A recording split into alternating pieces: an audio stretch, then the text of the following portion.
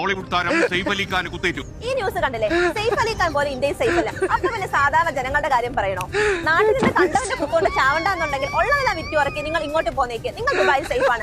ഈ കാണുന്ന ബിൽഡിംഗിൽ വെറും 10 ലക്ഷം രൂപ ബുക്കിംഗ് എമൗണ്ട് കൊടുത്താൽ എനിക്ക് തോന്നുന്നു താത്താടെ ഈ അതിസങ്കടകരമായ ഈ വർത്തമാനത്തിൽ അറിയാം, താത്താനെ നാട്ടിലേതോ കണ്ടവൻ കുത്തി.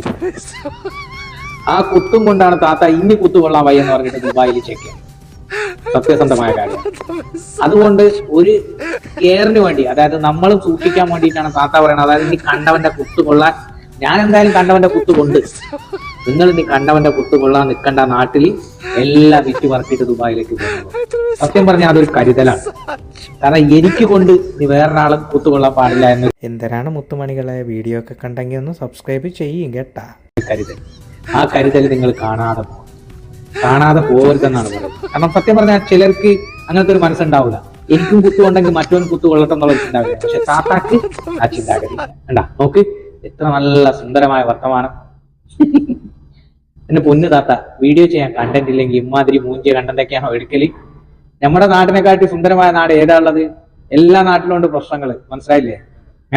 എല്ലാ നാട്ടിലും ഉണ്ട് പ്രശ്നങ്ങൾ എന്ന് പറഞ്ഞിട്ട് സ്വന്തം നാടിനെ കുറ്റം പറയല്ല വേണ്ടത്.